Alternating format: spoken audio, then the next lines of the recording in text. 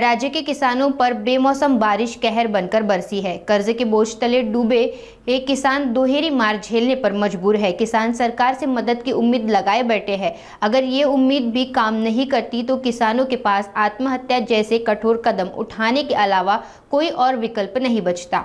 बेमौसम बारिश और ओलावृष्टि से कृषि फसलों को बड़े पैमाने पर नुकसान हुआ है। संभाजीनगर के वैजापुर तालुका में बेमौसम बारिश से हजारों हेक्टेयर की प्याज की फसल बर्बाद कर दी, जिससे पहले ही कर्ज में डूबे किसानों के सामने सवाल खड़े हो गए हैं। इन्हीं किसानों में से एक करंजा गांव के राजू जगन्नाथ है, जो इस समस्या से जूझ रहे हैं। किसान अब सरकार से मदद की उम्मीद लगाए बैठे हैं।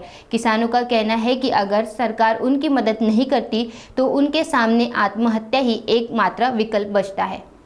आमचे 2.5 एकराचे कांद्याचे नुकसान झालेली आहे। हे आता काढणीस आले होते कांदे, पण कालच्या गारपीट पावसामुळे पूर्ण हे पीक जमीनदोस्त झालेले आहे। साधारणतः तुम्हाला या काढण्यांच्या मशागतीला किती खर्च लागला? एकरी 1 लाख रुपये खर्च येतो याला, खत पाणी निंदणी यातून किती औषध। पीक काढणीस आलं होतं आणि किती नुकसान झालं तुमचं?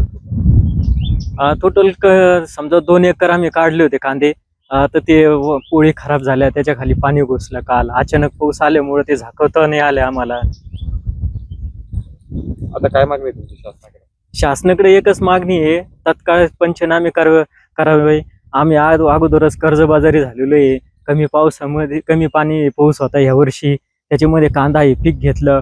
कांदे आता जोमात आले होते, काढणीस आले आणि या निसर्गाने पूर्ण हानी केलेली आहे। पूर्ण कांदा आमचा जमीनदोस्त झाला। सरकारने लवकरात लवकर पंचनामे करून शेतकऱ्याला मदत करावी। आता जसं तुम्ही सांगितलं तुम्ही कर्जबाजारी झाले, आता तुमचं संपूर्ण जे पैसा लावला होता शेतामध्ये संपूर्ण पिकाचं नुकसान झालं, तुम्ही कर्ज कसं भरणार?